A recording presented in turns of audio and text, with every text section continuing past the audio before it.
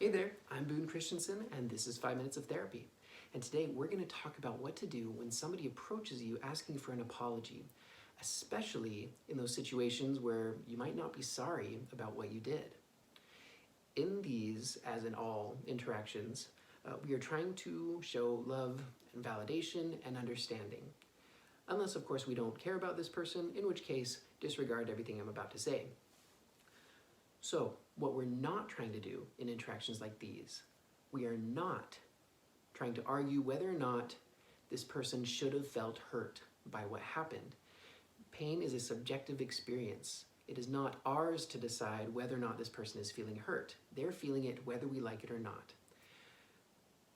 It is not our job to try and correct this person's perspective or try and set the historical record straight. That is not necessary to validate somebody's feeling. They are feeling according to their perspective, and we can validate both of those even if we don't agree with them. We are not trying to justify our own actions. We don't need to argue whether or not what we did was the right thing. That also doesn't validate somebody else's pain. Even if they did think what you did was right, but are still feeling hurt by it, we're trying to validate that hurt. So, and we also don't need to lie. We don't need to be dishonest and agree with somebody or say we're sorry about doing something that we're not sorry about. Okay? What we can do is say sorry, meaning that we are sorrowful that we have hurt that person, or that we have caused them pain, or made them angry, or sad, or afraid. And we can own that straight up. That doesn't mean that we did anything wrong, but it means we recognize how we have affected this person and that we care about that. So, a few examples. My wife might approach me and say, Boone, I felt really hurt by that thing that you said yesterday. And I might be thinking, well, that was a joke. You shouldn't feel hurt by that. Saying something like that wouldn't help this situation because it invalidates that my wife is feeling hurt whether or not this was a joke, or whether or not it was an accident, or even whether or not I remember saying what she says I said. But what I can say is, I'm so sorry that I've hurt you. I recognize that whatever you saw, whatever I did, has caused you pain, and I care about that, and I don't want that to happen. So I can validate that feeling without trying to argue whether or not it should exist, or trying to set the record straight of what happened. There might be things outside of our control that hurt people. So a client might approach me and say, Boone, last session you made me feel really uncomfortable.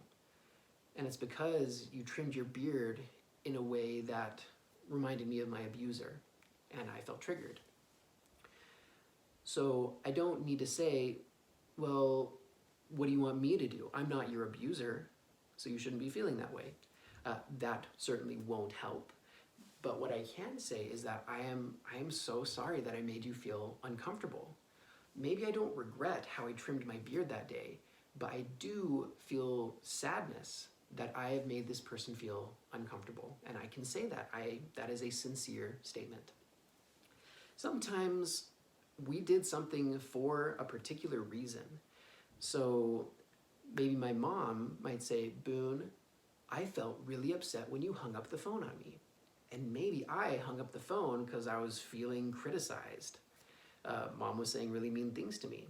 Instead of saying, Mom, well, I did it because you were criticizing me, because the conversation was offensive to me. That doesn't help. What I can say is, Mom, I am sorry that I've hurt you, because I am. Even if she was hurting me, I am sorry that I hurt her. Even if I'm not sorry for setting a boundary by terminating the phone call.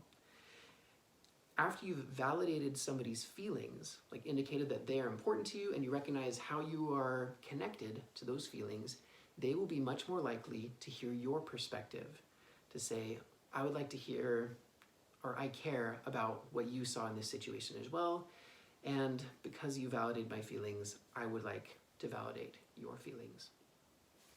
So, but all that has to come after you've validated this person's feelings first. You can be the bigger person, the more mature person, and it'll make this interaction go a lot easier.